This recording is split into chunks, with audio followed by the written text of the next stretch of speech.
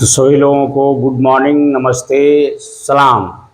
मैं समझता हूँ कि आप लोग स्वस्थ होंगे, मस्त होंगे एवं आने वाली परीक्षा की तैयारी मन तन धन से कर रहे होंगे। तो मेरे प्यारे बंधु, कल तक हम लोग देखा था स्केलेटन कनेक्टिव टिश्यू के विषय में हम लोग पढ़ चुके हैं। आज हम लोग पढ़ेंगे उससे आगे वाला जो आपका है फ्लूइड कनेक्टिव टिश्यू, या फिर इसको हम लोग कहते हैं वास्कुलर कनेक्टिव टिश्यू भी इसको कहते हैं। तो मेरे प्यारे बंधु, आज जो हम लोग पढ़ने जा रहे हैं, बायोलॉजी में एनिमल टिश्यू पढ़ाया जा रहा है। तो भाई हम लोग बायोलॉजी में क्या पढ़ रहे हैं? बायोलॉजी में हम लोग एनिमल टिश्यू में आपका हम लोग आज जो पढ़ेंगे वह है आपका फ्लूइड कनेक्टिव टिश्यू,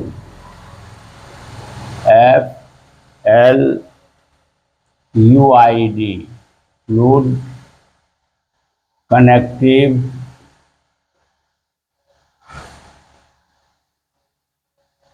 टिश्यू, या इसको आप लोग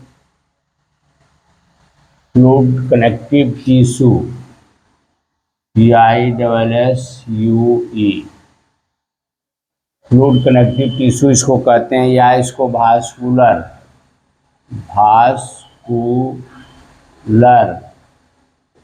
कनेक्टिव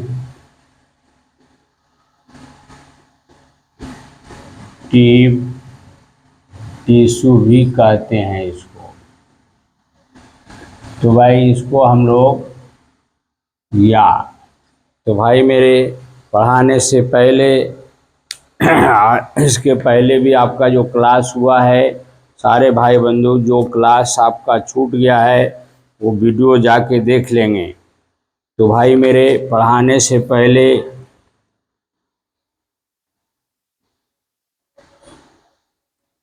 लोग तो बहुत कोशिश करेंगे मिट्टी में दबाने के लिए, मिट्टी में दबाने के लिए। अपनी आदत बना लो बीज बनकर बार बार उगाने के लिए। तो मेरे प्यारे बंधु, आज जो हम लोग पढ़ने जा रहे हैं वह बड़ा ही आपका मार्केबल चीज़ है और बायोलॉजी में इसे जानना जरूरी है। इससे बराबर आपका क्वेश्चन भी पूछा जाता है। तो आज जो हम लोग पढ़ेंगे फ्लूइड टिश्यू या फिर वास्कुलर टिश्यू भी इसको कहते हैं। तो भाई देखिए ये क्या चीज़ है। तो भाई रक्त या रुधिर एवं लसिका को तरल संयोजी ऊतक कहते हैं। क्या भाई? तो रक्त या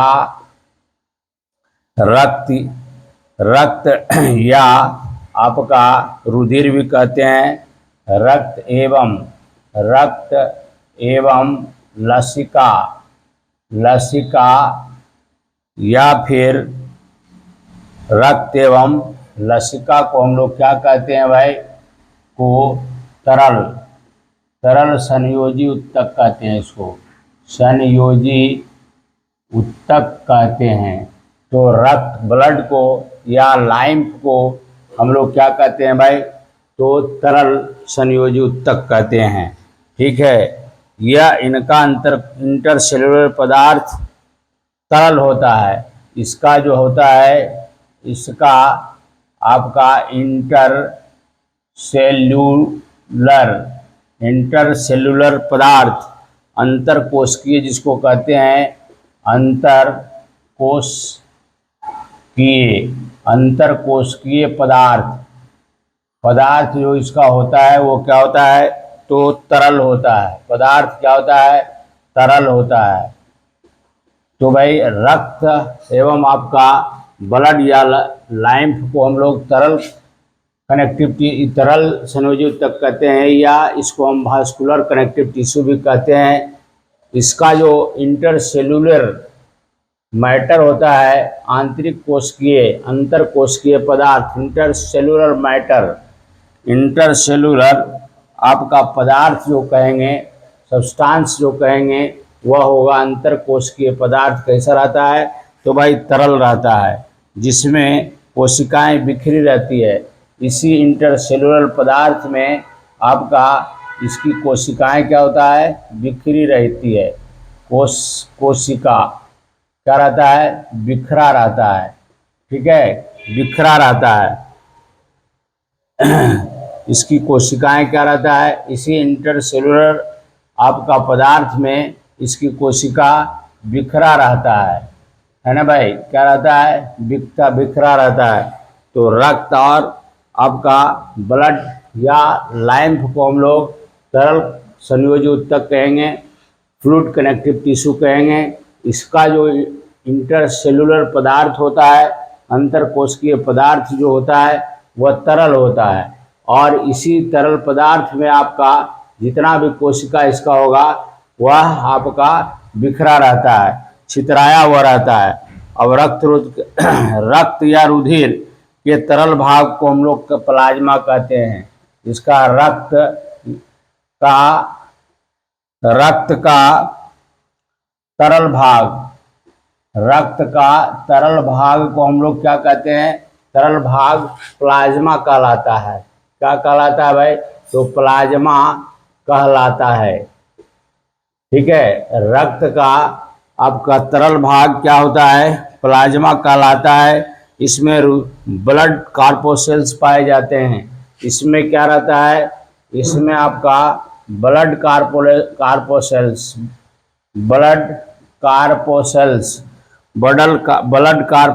पाया जाता है।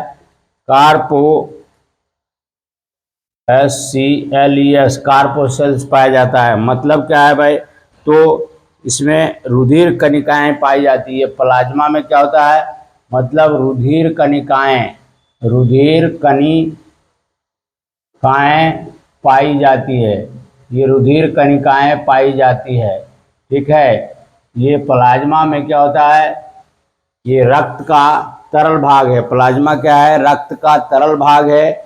और इसी तरल पदार्थ में कार्पोसेल्स पाया जाता है, ब्लड कार्पोसेल्स पाया जाता है, रुधिर कणिकाएं पाई जाती है। ठीक है, रुधिर कणिकाएं पाई जाती है। अब देखेंगे हम लोग प्लाज्मा क्या है, बृहत रूप से हम देखेंगे प्लाज्मा क्या है। तो भाई प्लाज्मा जो है, ये प्लाज्मा क्या है? यह प्लाज्मा जो है यह हल्के पीले रंग का चिपचिपा पदार्थ है। आप देखिएगा यह क्या है? तो हल्का पीला रंग का चिपचिपा पदार्थ है। चिपचिपा ये पदार्थ है। तो भाई प्लाज्मा कहाँ है? तो प्लाज्मा जो है आपका अंतर कोशिकीय पदार्थ में कोशिका क्या रहता है? बिखरा रहता है। इसी रक्त का प्लाज्मा, इसमें क्या रहता है? रक्त का तरल भाग को हम लोग प्लाज्मा कहते हैं। और इसी में क्या रहता है? तो ब्लड कार्पोसेल्स छितराया हो रहता है, अर्थात रुधिर कणिकाएं इसमें पाई जाती है। यह इसका कलर कैसा होता है? तो यह पीला रंग का होता है और चिपचिपा पदार्थ होता है। चिपचिपा पदार्थ होता है और थोड़ा क्षारीय ये होता है। ये क्या होता है? क्षारीय होता है। ये एसिडिक नहीं होता है, ये क्षारीय होता है ना? जो आयतन के हिसाब से सारे रुधिर का 55% होता है। आयतन के हिसाब से अगर इसको देखा जाए तो पूरे ब्लड का 55% जो होता है वह प्लाज्मा ही होता है। कितना होता है? 55%। शेष आपका 45% जो बच जाएगा, शेष आपका 45% जो बचता है वह रुधिर कणिकाएं होती है। वह क्या होता है? रुधिर कणिकाएं। तो भाई देखिए, आपका पूरे ब्लड का शरीर का पूरे ब्लड का 55% जो होता है वह प्लाज्मा होता है। और ये जो शेष जो 45% होता है वह ब्लड कार्पोसेल्स पाया जाता है ना? ये क्या होता है? ब्लड कार्पोसेल्स पाया जाता है। प्लाज्मा में 90% जल होता है। प्लाज्मा में क्या होता है भाई?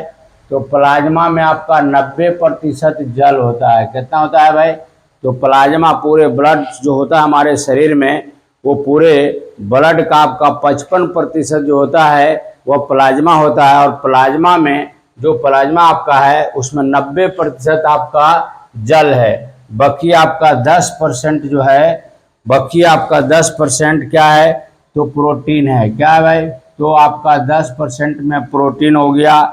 कार्बनिक और अकार्बनिक पदार्थ होते हैं। प्रोटीन प्लस आपका कार्बनिक, कार्बनिक आपका क्या है, कार्बनिक है। कार्बनिक प्लस अकार्बनिक, अकार्बनिक, अकार्बनिक पदार्थ है। देखो भाई, प्लाज्मा जो है पूरे ब्लड का 55% भाग प्लाज्मा होता है। यह कैसा होता है, तो हल्का पीला रंग का होता है, चिपचिपा होता है, और ये क्षारीय होता है।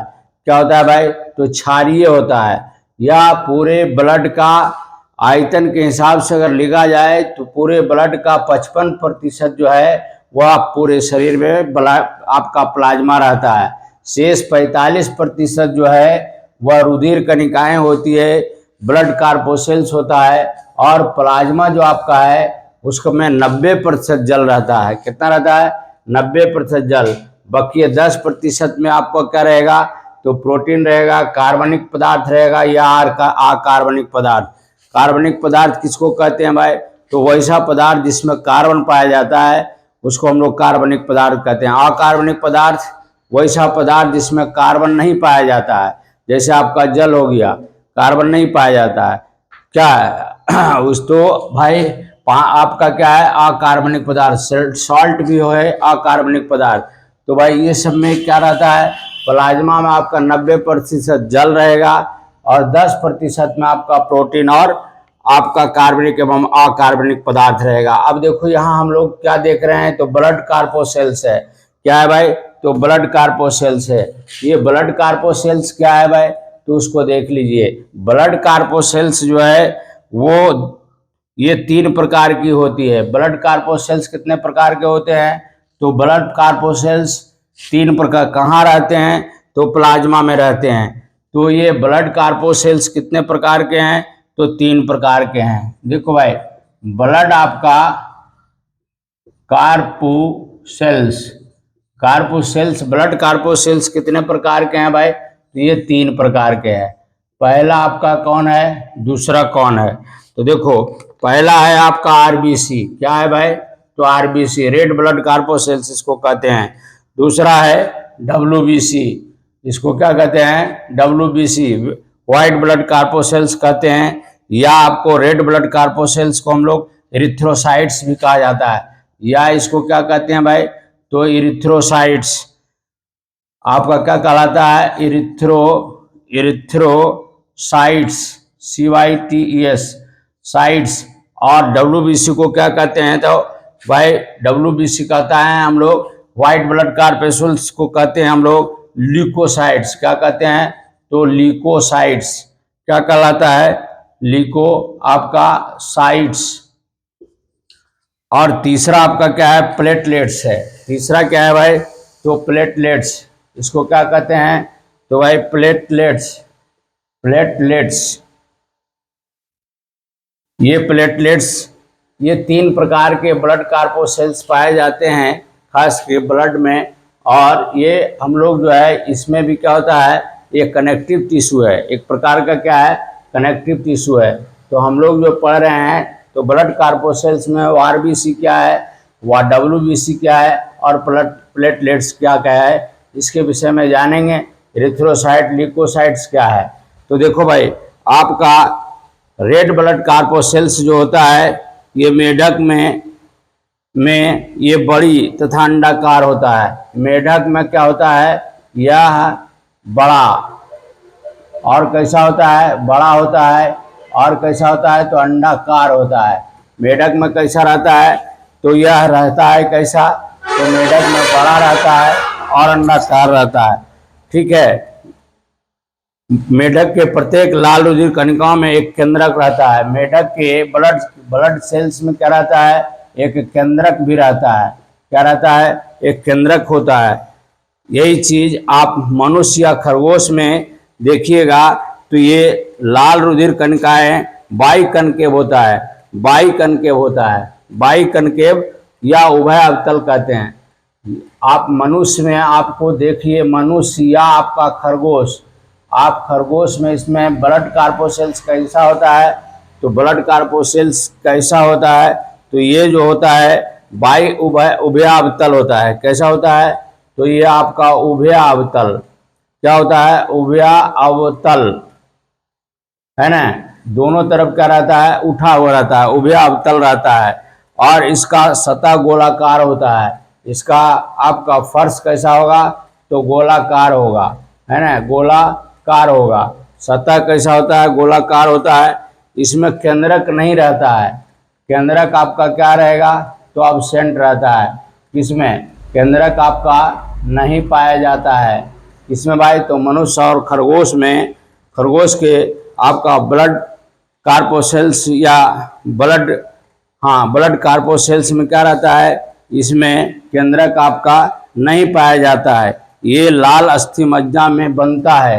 ये कहाँ बनता है भाई, तो लाल अस्थि मज्जा, लाल अस्थि आपका मज्जा में बनता है। कहाँ बनता है, तो लाल अस्थि मज्जा में आपका बनता है। कौन सी बनता है, तो आपका ब्लड कार्पोसेल्स, जिसको आरबीसी कहते हैं, रेड ब्लड कार्पोसेल्स या इरिथ्रोसाइट, या कैसा रहता है, तो मेढक में अगर देखिएगा तो ये अंडा बड़ा रहेगा और अंडाकार रहेगा, और यहाँ केंद्रक पाया जाता है। किसमें भाई, तो मेढक वाला, मेढक को ब्लड का आपको आरबीसी में क्या रहता है, तो केंद्रक पाया जाता है। यही मनुष्य में और आपका खरगोश में, मनुष्य और आपका खरगोश में क्या है, यह कैसा होता है, तो उभयावतल रहता है। और कैसा रहता है, तो ये गोलाकार उभयावतल, और फर्श इसका कैसा रहता है, तो फर्श इसका गोलाकार रहता है।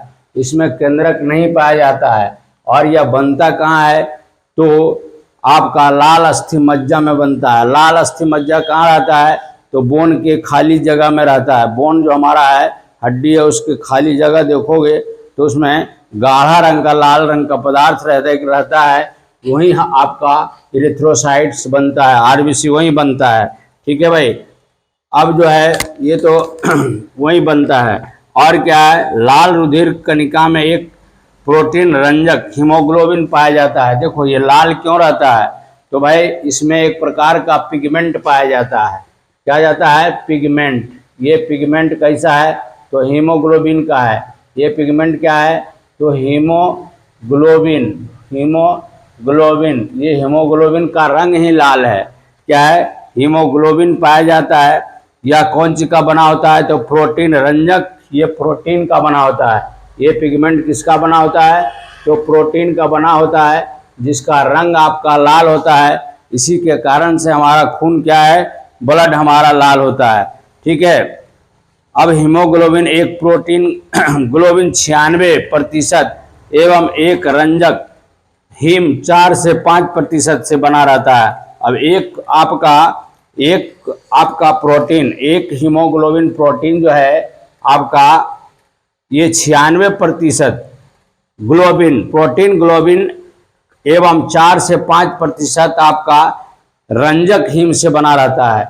ये आपका देखिए, ये जो आपका इरिथ्रोसाइट है, ये इरिथ्रोसाइट जो है, ये क्या चीज़ है, तो प्रोटीन हीमोग्लोबिन का बना होता है, जिसमें 96% आपका प्रोटीन ग्लोबिन है। क्या है, 96%, 96% क्या है आपका प्रोटीन ग्लोबिन, या क्या है, प्रोटीन ग्लोबिन है। 96% क्या है, इसमें प्रोटीन ग्लोबिन है। और 4 से 5%, 4 से आपका 5% क्या है, तो हीम रंजक है। रंजक आपका हीम, हीम का मत, हीम जो आपका रंजक है ये लाल है। 4 से 5% जो है इसका पिगमेंट जो है हीम का बना होता है। और क्या है भाई, तो हीम अणु के केंद्र में लोहा आयरन रहता है।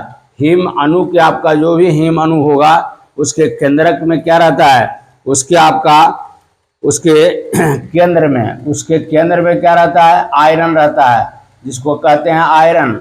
लोहा आयरन होता है, जिसमें ऑक्सीजन को बांधने और मुक्त करने का क्षमता होता है।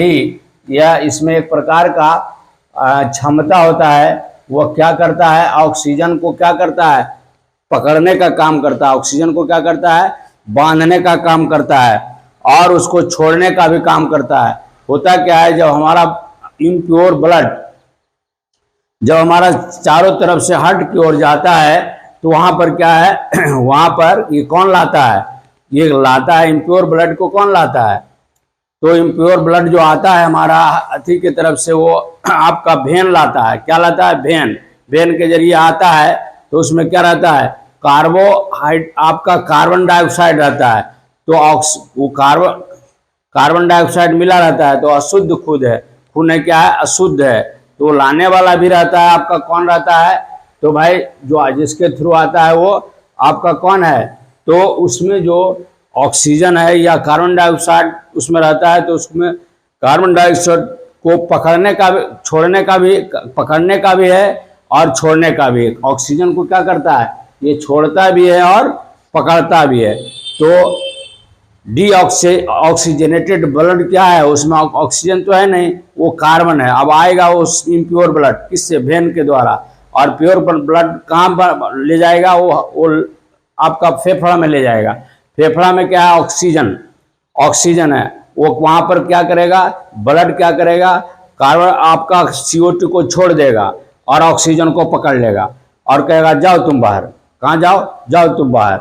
और उधर से ऑक्सीजन को लेगा, कहेगा आओ तुम, और उसको पकड़ लिया, पकड़ के कहाँ ले गया, फेफड़ा से शुद्ध कर दिया, शुद्ध करके कहाँ ले गया, तो हार्ट में। हार्ट क्या किया, पंप किया। अब वो शुद्ध ब्लड क्या है, वो पूरे शरीर में चला जाता है। ठीक है, फिर यही सिस्टम आपका होते रहता है। तो ये जो आपका क्या है, ये केंद्रक में एक प्रकार का आपका आयरन पाया जाता है जिसमें ऑक्सीजन को बांधने की क्या है, शक्ति है। इसको क्या दिया है, ऑक्सीजन को बांधने की शक्ति है और ऑक्सीजन को छोड़ने का भी शक्ति है। तो देखो इरिथ्रोसाइट क्या है हमारा, बहुत ही वैल्यूएबल का ब्लड कार्पोसेल्स है। तो भाई इसको हम लोग देख लिया कि ये मेढक में कैसा है, आपका मनुष्य और खरगोश में कैसा है, और इसमें केंद्रक पाया जाता है, किसमें किसमें नहीं पाया जाता है। अब इसमें ये इसका जो इरिथ्रोसाइट बनता कहाँ है, तो भाई लाल रुधिर आपका लाल अस्थि मज्जा में बनता है। लाल अस्थि मज्जा कहाँ है, तो हड्डी के अंदर रहता है। तो भाई ये इसमें क्या रहता है, इसमें 96% आपका क्या है, ग्लोबिन है। कितना है, प्रोटीन ग्लोबिन है, एक प्रकार का प्रोटीन है जिसका प्रोटीन ग्लोबिन नाम है उसका। अब ये जिसमें 4 से 5% क्या है आपका हीम रंजक है, जिसका रंग लाल होता है, तो हीम रंजक है। और इसी में आपका आयरन है। तो ये आयरन जो है, हीम रंजक जो है और आयरन जो है वो केंद्र में रहता है। क्या रहता है, केंद्र में रहता है, और यही क्या करता है, ऑक्सीजन को पकड़ता है और छोड़ता है। तो भाई इरिथ्रोसाइट का आपका देख लीजिए यही काम है। ठीक है, अब दूसरा आइए, अब दूसरा हम लोग देखेंगे क्या, ब्लड आपका व्हाइट ब्लड कार्पोसेल्स, जिसको हम लोग कहते हैं ल्यूकोसाइट्स। क्या कहेंगे, ल्यूकोसाइट्स। ठीक है, तो भाई ल्यूकोसाइट क्या है, इसको देखेंगे। तो ल्यूकोसाइट ये है, ये आपका ये अनियमित आकृति का होता है, इसका कोई आकार नहीं होता है। ये कैसा रहता है, तो अनियमित आकार का होता है। ल्यूकोसाइट कैसा है भाई, तो अनियमित आकार का होता है। ये इसका कोई निश्चित आकार नहीं होता है और केंद्रक युक्त होता है। इसमें केंद्रक पाया जाएगा। ठीक है, केंद्रक पाया जाता है। ये ल्यूकोसाइट या व्हाइट ब्लड कार्पोसेल्स कैसा होता है, तो अनियमित आकार का होगा, केंद्रक इसमें पाया जाता है। और क्या है भाई, तो हीमोग्लोबिन इसमें आपका केंद्रक युक्त और हीमोग्लोबिन रहित रहता है। इसमें आपका हीमोग्लोबिन नहीं पाया जाएगा, हीमोग्लोबिन आपका नहीं पाया जाता है, इसीलिए ये उजला रहता है, नहीं पाया जाता है। वहाँ क्या था, हीमोग्लोबिन पाया जा रहा था। कितना भाई इसका, तो 4 से 5% इसका वहाँ मात्रा था, लेकिन हीमोग्लोबिन यहाँ क्या है, नहीं पाया जाता है, जिसके कारण ये उजला होता है। इनकी संख्या आपका लाल रुधिर कणिकाओं की अपेक्षा बहुत कम रहता है।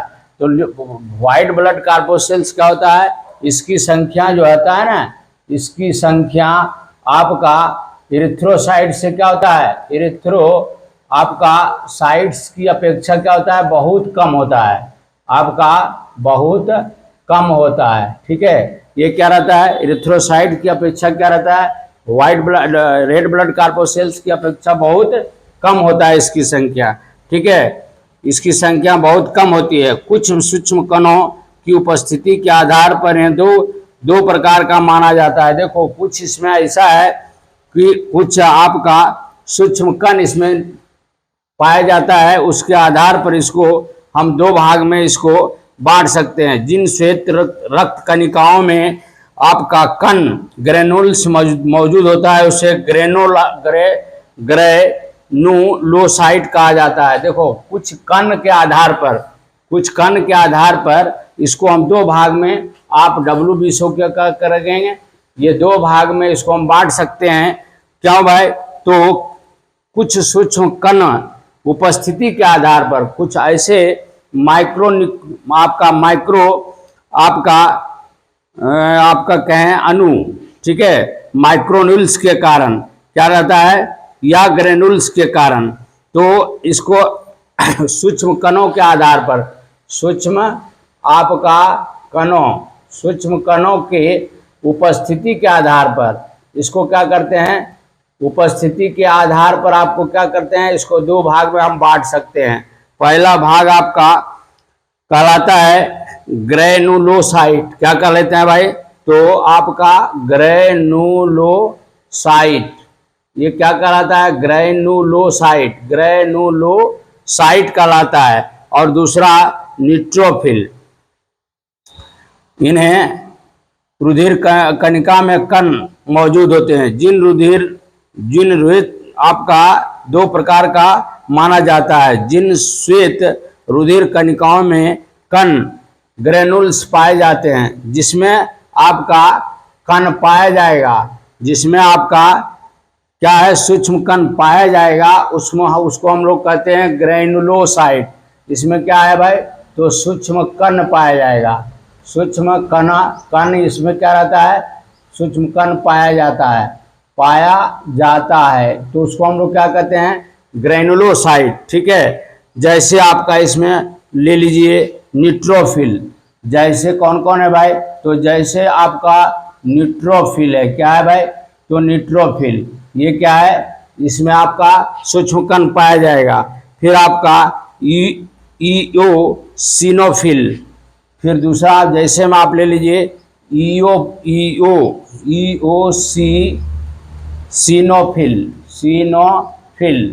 इओसिनोफिल हो गया।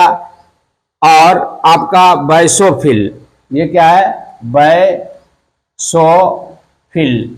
तो भाई ये सभी क्या है, ग्रेनुलोसाइट है। क्यों भाई, तो इसमें एक सूक्ष्म कण पाया जाता है। जैसे आपका न्यूट्रोफिल हो गया, इओसिनोफिल हो गया, बैसोफिल हो गया, ये सभी क्या है, इसमें आपका सूक्ष्म कण पाया जाता है जी। और इसमें क्या रहता है, केंद्रक जो है प्लावित होता है, इनका केंद्रक क्या होता है, पालवित होता है। इनका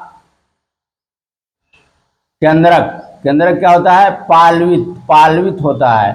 पालवित होता है ना। तो ये आपका WBC सूक्ष्म कणों के आधार पर हम दो भाग में बांट सकते हैं। अब है दूसरा है ए ग्रेनुल्स, दूसरा भाग, इन्हें हम इसको आपको कह सकते हैं, दूसरा भाग को क्या कहते हैं भाई, तो दूसरा भाग को कहते हैं ए ग्रेनुलोसाइट। देखो दोनों में क्या अंतर है, इसमें सूक्ष्म कण पाया जाता है, इसमें सूक्ष्म कण नहीं पाया जाएगा। इसमें क्या होता है, सूक्ष्म कण आपका नहीं पाया जाता है। तो देखो भाई ये WBC सूक्ष्म कणों के आधार पर जिसमें उपस्थित रहता है, नहीं उपस्थित रहता है, उसके आधार पर इसको हम दो भाग में बांट दिया। ग्रेनुलोसाइट में सूक्ष्म कण उपस्थित रहता है, जैसे उसका उदाहरण मैं बताया हूँ, न्यूट्रोफिल हो गया, इओसिनोफिल हो गया, बैसोफिल हो गया। ये सभी में क्या है, ग्रेनुल्स आपका सूक्ष्म कण जो है वो पाया जाएगा।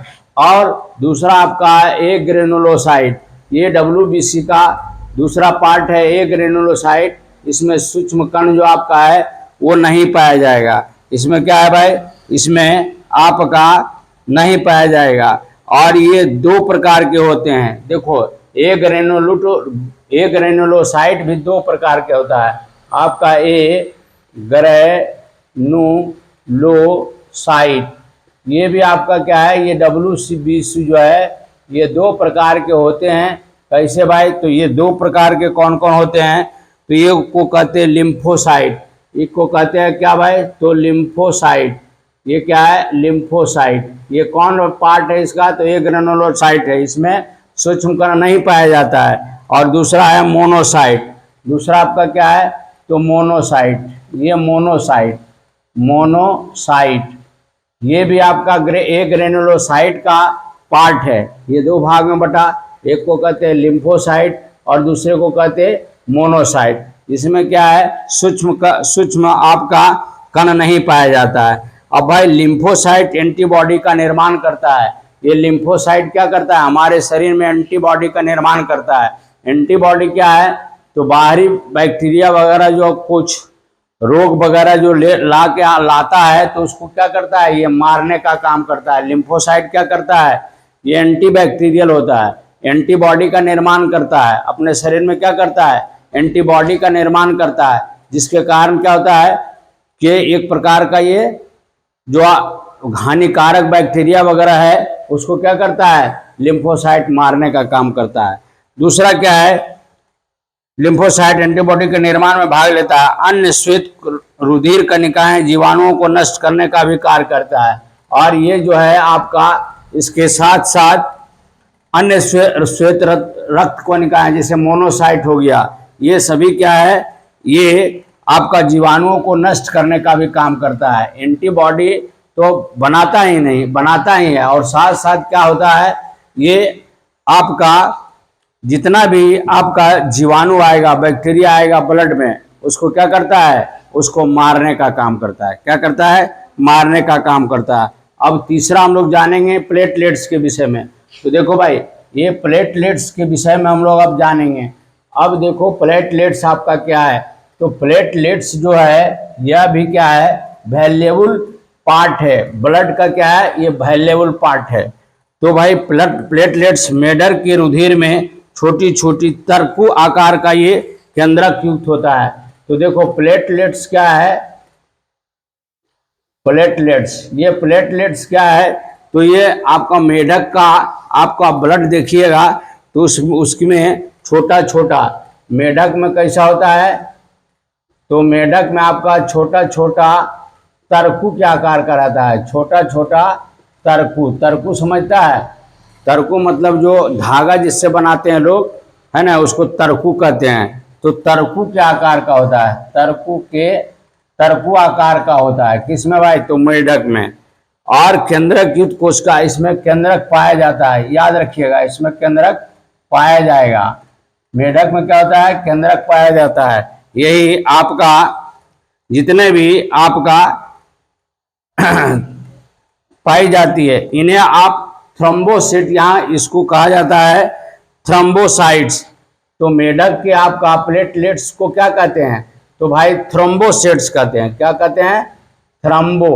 थ्रोम्बोसाइट कहते हैं। इसको क्या कहते हैं? थ्रोम्बोसाइट। मेढक के प्लेटलेट्स को क्या कहते हैं? तो थ्रोम्बोसाइट्स कहते हैं। ये कैसा होता है? तो छोटा छोटा होता है और तरकू के आकार का होता है, और इसमें केंद्रक भी पाया जाएगा। इसके प्लेटलेट्स को हम लोग क्या कहते हैं? थ्रोम्बोसाइट्स। परंतु यही स्तनियों में ये सूक्ष्म रंगहीन, स्तनी का मतलब वैसे जीव जंतु जिसमें स्तन पाया जाता है, जैसे हम लोग हैं, है ना, जिसमें स्तन पाया जाता है। तो जिसमें मेमेलिया वर्ग क्या है? तो मेमेलिया वर्ग को के जंतुओं में मेमेलिया कह सकते हैं। स्तनधारियों में ये कैसा रहता है? तो वह स्तनधारियों वाला जीव में ये कैसा रहेगा? तो ये कैसा रहेगा? तो ये रंगहीन रहता है। पहला तो इसमें रंगहीन रहेगा। ये आपका क्या है? रंगहीन होता है। प्लेटलेट्स कैसा होता है? रंगहीन होता है। और केंद्रकहीन भी रहता है। आपका क्या होता है? केंद्रकहीन, मतलब केंद्रक नहीं रहता है। और कैसा रहता है? ये गोलाकार होता है। गोलाकार मतलब गोल रंग का दिखाई पड़ता है। टिकिए के समान होता है। गोलाकार आपका टिकिए, जैसे जो आपको आप गोलाकार जो आपका टेबलेट रहता है ना गोल, उसको क्या कहते हैं? टेबलेट। तो ये क्या है? तो गोलाकार टिकिए के आकार का रहता है, ठीक है। इन्हें आप प्लेटलेट्स कहते हैं। हम स्तनधारियों में जो रहता है इसी को हम लोग कहते हैं प्लेटलेट्स। प्लेटलेट्स इसको क्या कहते हैं? प्लेटलेट्स। लेकिन यही आपका वहां पर प्लेटलेट्स नहीं कहेंगे, वहां मेढक वाला में क्या कहलाता है? थ्रोम्बोसाइट कहलाता है।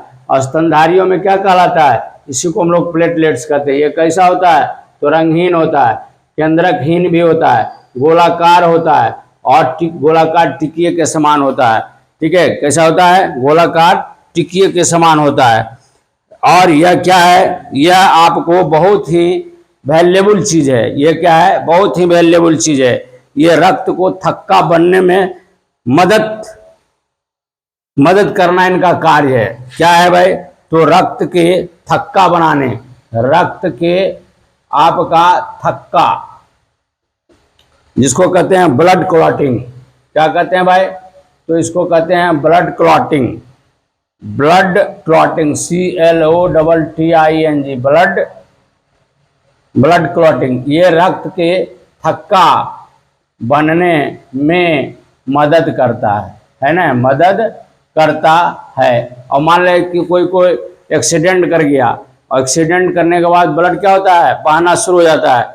अगर वो ब्लड बहता बहता बहता चल जाए तो आदमी मर जाता है। क्या होता है? मर जाता है। लेकिन ये अगर बहुत मरने से बचाता है। क्यों भाई? तो इसमें आपका ब्लड कलेक्टिंग को करने का इसमें शक्ति है। ब्लड को क्या करता है? थक्का बना देता है, जिससे ब्लड को रुकना बंद हो जाता है।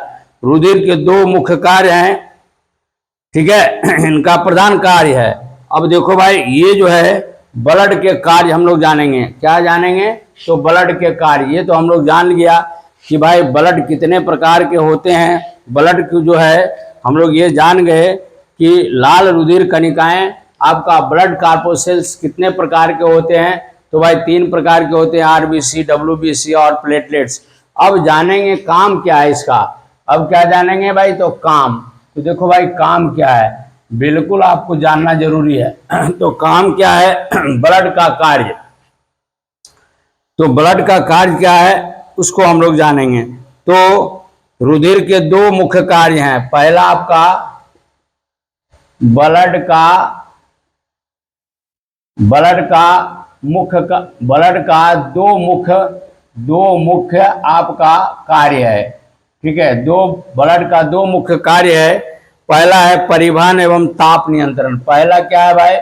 तो परिवहन का काम करता है। क्या करता है? परिवहन तथा नियंत्रण का कार्य करता है। नियंत्रण का माने क्या करता है? टेम्परेचर कंट्रोल करता है। परिवहन तो करता ही है, ताप नियंत्रण का भी काम करता है। क्या करता है? तो ताप नियंत्रण, मतलब आपका किसी सामान को, किसी चीज को, न्यूट्रिएंट्स वगैरह को क्या करता है? धोने का काम करता है। पोषक तत्व जो हमारे शरीर में आता है, या फिर ऑक्सीजन को लाना, फिर कार्बन डाइऑक्साइड को छोड़ना, ये सभी का काम परिवहन के द्वारा होता है अपने शरीर में। तो ये पहला काम करता है, परिवहन का काम करता है। दूसरा आपका शरीर का टेम्परेचर को कंट्रोल करता है। जरा सा आपको टेम्परेचर बढ़ जाता है तो आपको बुखार लग जाता है और आपका शरीर का काम करने लायक नहीं रहता है। तो ये क्या करता है? यही क्या करता है? आपको टेम्परेचर को कंट्रोल करता है। टेम्परेचर न तो ज़्यादा होने देगा, न तो कम होने नहीं देगा। ये क्या करता है? टेम्परेचर को क्या करता है? कंट्रोल करता है। दूसरा आपका क्या है? रुधिर द्वारा पची भोजन सामग्री। जैसे दूसरा क्या है आपका? ये आपका रुधिर क्या करता है भाई? तो रुधिर आपका क्या करता है? शरीर में आपका ग्लूकोज पचा हुआ, जो आप भोजन करते हो, तो उसका पचा हुआ भाग क्या है? ग्लूकोज है। क्या है आपका पचा हुआ भाग? क्या है? तो ग्लूकोज। क्या है? ग्लूकोज के बाद एमिनो अम्ल है। एमिनो अम्ल है ना, एमिनो अम्ल। ये अंतःस्रावी एवं उत्सर्जी पदार्थ अंतःस्रावी, आपका स्रावी, अंतःस्रावी एवं उत्सर्जी पदार्थ। क्या है भाई? उत्सर्जी पदार्थ। ये उत्सर्जी पदार्थ गैस उत्सर्जी पदार्थ में कैसे आ गया? तो O2 आ गया, CO2 हो गया। ये क्या है? उत्सर्जी पदार्थ है। आदि का परिवहन विभिन्न अंगों में करता है। आदि का परिवहन विभिन्न अंगों में करता है। क्या करता है? विभिन्न अंगों में आपका करता है। तो देखो भाई, रुधिर का क्या काम है? तो मुख्य काम है उसका परिवहन का, और टेम्परेचर को कंट्रोल करता है। दूसरा, रुधिर जो है हमारा भोजन जब करते हैं तो भोजन करने के बाद जो पचा हुआ भोज्य पदार्थ है उसमें क्या है? तो ग्लूकोज है, एमिनो अम्ल है, या अंतःस्रावी से सेक्रेशन से जो आपका इंजाइम वगैरह निकलता है उसका। और उत्सर्जी पदार्थ क्या है भाई? तो फीकल मैटर क्या है? आप मल है, मूत्र है, ये सब क्या है? फीकल मैटर है इसको। और आपका फीकल मैटर में आपका ऑक्सीजन, कार्बन डाइऑक्साइड भी आ जाता है। तो ये सभी को क्या करता है? एक जगह से दूसरे जगह ले जाता है। कौन ले जाता है? तो भाई ब्लड ले जाता है, विभिन्न अंगों तक पहुंचाता है। जहां जिसकी जरूरत है वहां उसको पहुंचा दिया। कौन पहुंचा दिया? ब्लड पहुंचा दिया। दूसरा, अब तीसरा काम क्या है भाई इसका? तो तीसरा काम है यकृत और पेशियों में जो ताप उत्पन्न होता है वहां क्या होता है? आपका लीवर हो गया, और मांसपेशियां हो गया, मांसपेशियों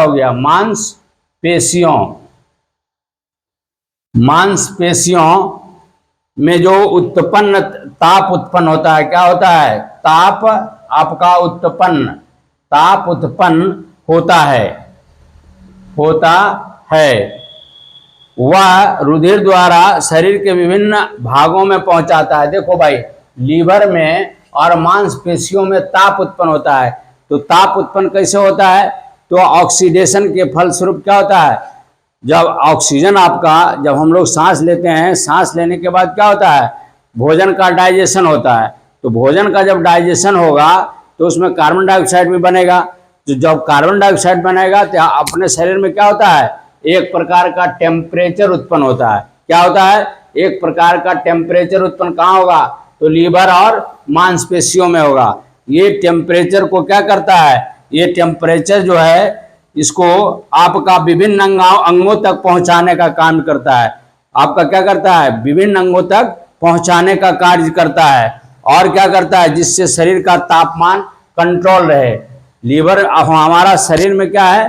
तो ताप बन गया, टेम्परेचर बना। तो कहाँ बना? लीवर में और मांसपेशियों में बना। और ये ताप को जो है पूरे शरीर को एक तरह के ताप को क्या करता है? एक तरह बनाता है। नहीं, अगर कहीं का तापमान कुछ रहेगा, कहीं का तापमान कुछ रहेगा तो शरीर हमारा काम करेगा? नहीं करेगा। वैसे हालत में क्या करता है? ये सारे ताप जो उत्पन्न होगा सभी को क्या करता है? जहां जहां तापमान को पहुंचाना है वो पहुंचाने का भी कार्य करता है। तीसरा आपका काम क्या हो गया? तो आपका ये पहुंचाने का काम किया और नियंत्रण का भी काम किया गया। अब आपका चौथा काम क्या हो गया भाई? तो श्वेत रुधिर कणिकाएं जीवाणुओं तथा अन्य हानिकारक पदार्थों का भक्षण कर उन्हें नष्ट कर देता है। तो देखो, दूसरा में इसी में क्या है? ब्लड में क्या है? ब्लड में आपका WBC है। क्या है भाई? तो WBC, ये WBC पार्ट है ब्लड का। क्या है? एक पार्ट है। ये 3 पार्ट में बटा हुआ है।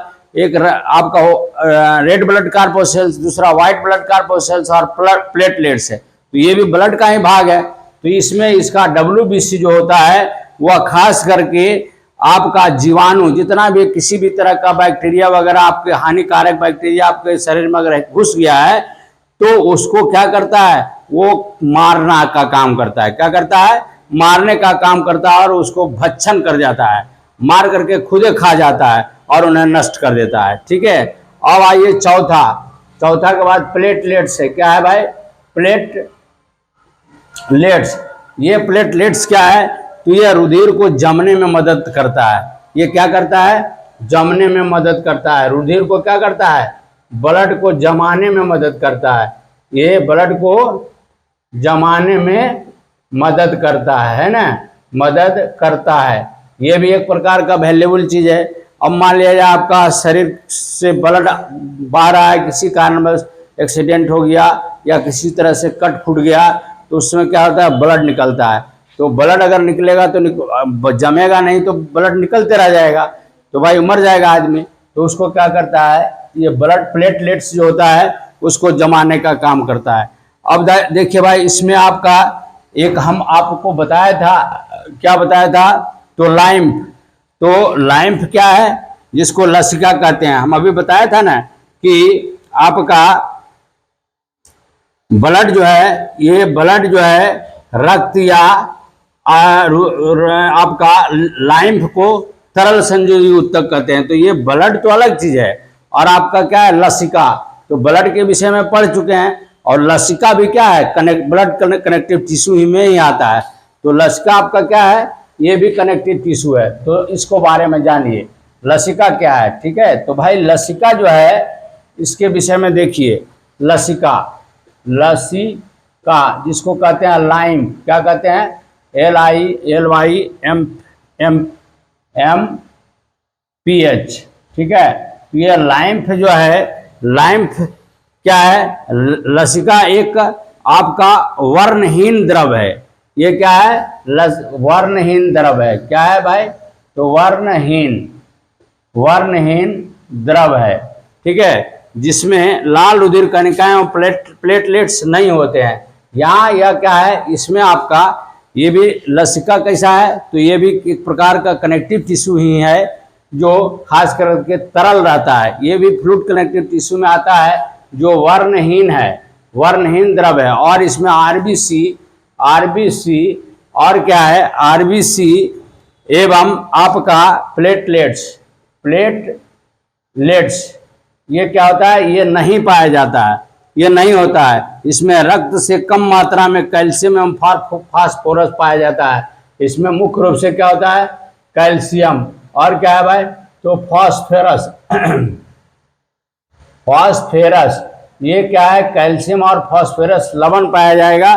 तो इसमें रक्त से कम मात्रा में, इसमें रक्त से कम मात्रा, रक्त में भी पाया जाता है, कैल्शियम वहां भी पाया जाएगा, फास्फोरस भी पाया जाता है। इसीलिए आप क्या कहते हो, अगर रक्त को आप चाट के देखो तो कैसा लगेगा, थोड़ा नमकीन लगता है। कैसा लगता है, थोड़ा नमकीन लगेगा। तो क्यों भाई, तो उसमें आपका कैल्शियम भी पाया जाएगा, फास्फोरस, चूंकि वो क्या है, आपका क्षारीय है। क्या है, क्षारीय है। तो क्षारीय में क्या होता है, लवण थोड़ा थोड़ा पाया जाता है। तो आप वहाँ टेस्ट क्या लगेगा, आपको थोड़ा नमकीन लगता है।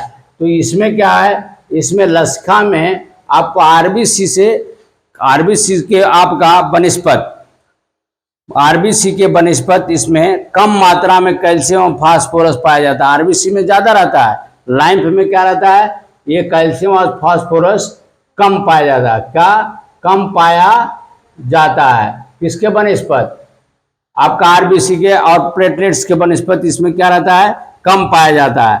और है साधारणतः इसमें आपका लिम्फोसाइट तैरते रहते हैं। तो लाइम्फ में क्या रहता है, तो लिम्फोसाइट क्या रहेगा, तैरते रहेगा, लिम्फोसाइट। ये क्या रहता है, ये लसिका में क्या रहता है, लिम्फोसाइट तैरते रहता है, ठीक है। रुधिर की अपेक्षा लसिका में कम मात्रा में पोषक पदार्थ रहते हैं।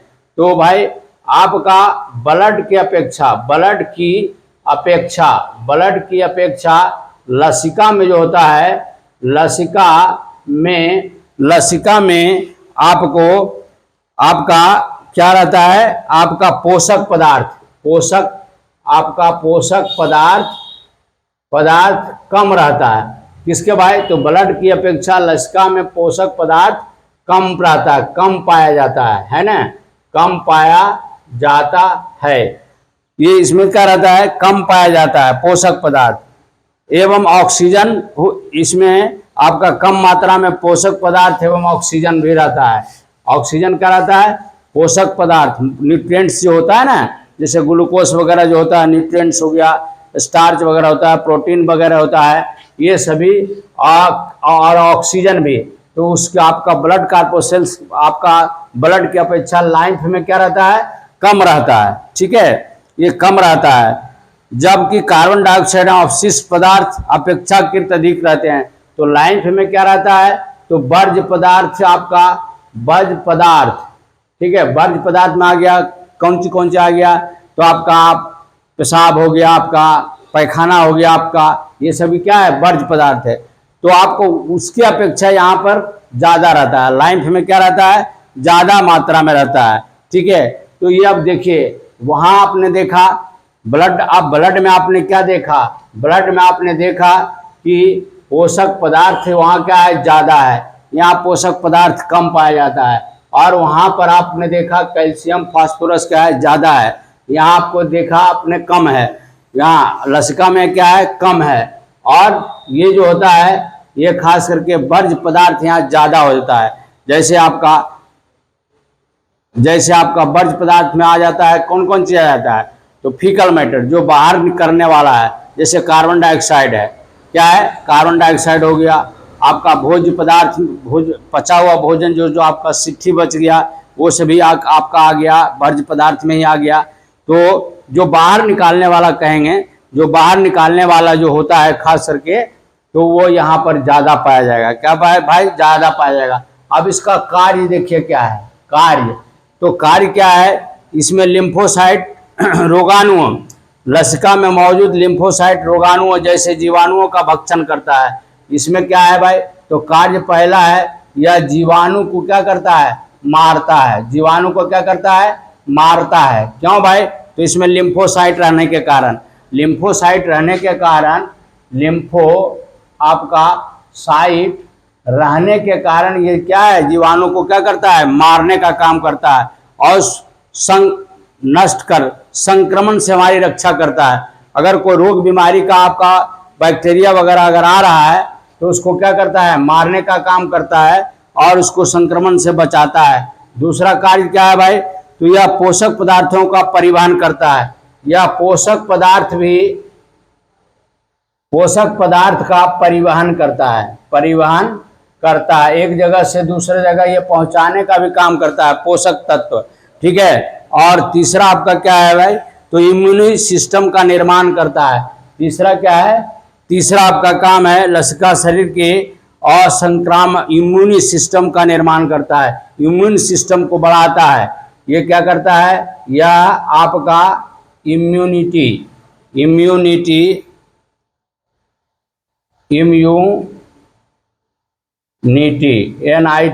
इम्यूनिटी सिस्टम को क्या करता है, मजबूत करता है। ठीक है, इम्यूनिटी सिस्टम को क्या करता है, यह मजबूत करता है। तो मेरे प्यारे बंधु, आज जो है हम लोग फ्लड कनेक्टिव टिश्यू के विषय में विस्तृत आपका चर्चा किया और इसके विषय में हम लोग जाने। तो जो भी मेरे भाई बंधु हमारे खास करके वीडियो देखते हैं, सारे भाई बंधुओं से मेरा निवेदन है कि हमारा वीडियो आपको अच्छा लगता है तो कृपया कर ये हमारा चैनल आप राय एजुकेशन को सब्सक्राइब करें, लाइक करें, कमेंट लिखें, हम ज़्यादा से ज़्यादा शेयर करें तथा बेल आइकन को अवश्य दबाएं ताकि अगला नोटिफिकेशन भी आपको मिलता रहे। इसी शब्दों के साथ भाई आपसे रिक्वेस्ट है कि आप कमेंट जरूर लिखिए, कमेंट आपको जरूर लिखना है और लाइक भी कीजिए, ताकि भाई आपसे अपेक्षा मेरा यही रहता है कि लाइक करिए और क्या कीजिए, तो कमेंट लिखिए। इसी शब्दों के साथ आपका अगला जो हमारा आपका मस्कुलर टिश्यू जो पढ़ेंगे वो हम लोग कल पढ़ेंगे। तब तक के लिए आपसे इजाज़त चाहता हूँ। जय हिंद, जय भारत।